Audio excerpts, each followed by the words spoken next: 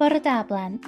Heddiw, dyn ni'n cael egwyl o'n cyfres ar Efengyl Ioan ac yn trwy at Efengyl Mathew. Daw'r darlleniad o Mathew 1 adnodau 1 i 17.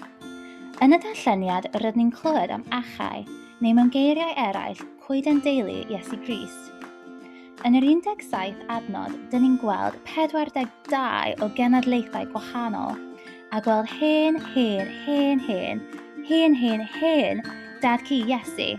Mae'n olyg sydyn ar holl stori'r Hen Testament. Efallai roedd rhai o'r enwau yn y darn yn gyfarwydd iawn i chi. Enw rhywun fel Abraham. Dyma ddyn o'r Hen Testament roedd Duw wedi dewis ac wedi rhoi addewidion arbennig iawn iddo. Beth am enw'r brenin Dafydd? Mae'n rhaid fod hwnnw'n gyfarwydd i chi.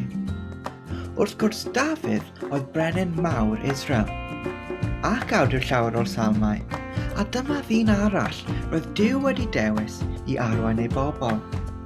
Mae Abraham a Dafydd yn bobl bwysig ac enwog iawn, ac felly mae dweud bod Iesu'n un o'i plant nhw yn awgrymu'n syth bod Iesu hefyd yn bwysig ac wedi ddewis gan Dduw.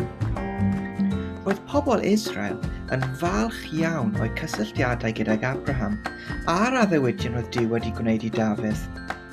Yn y bregeth heddiw, fe fyddwn ni'n clywed mae Iesu Grist yw'r un sy'n cyflawni holl addewidion Duw. Felly gwrandewch mas. Ond, mae lot o enwau eraill ar y rhestr. Ac nad oedd Abraham na Dafydd yn berffaith, roedd rhai o'r bobl sy'n cael eu henwi yma yn bobl arbennig o ddrwg. Brenhinoedd drygionus fel Rehoboam, Ahas a Manasseh. Pob un wedi gwneud pethau erchyll yn eu bywydau fel peidio addoli Duw. Ac eto, mae Iesu yn perthyn iddyn nhw hefyd. Mae Iesu Grist wedi dod i ganol byd pechadurus.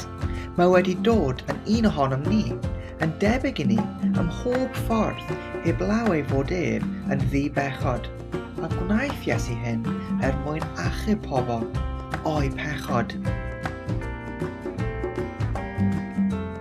Beth am i chi blant wneud coeden deulu i Iesu heddiw ei hanfon ato ni. A chofiwch bod rhaid cynnwys pobl fel Abraham a Dafydd a Rehoboam.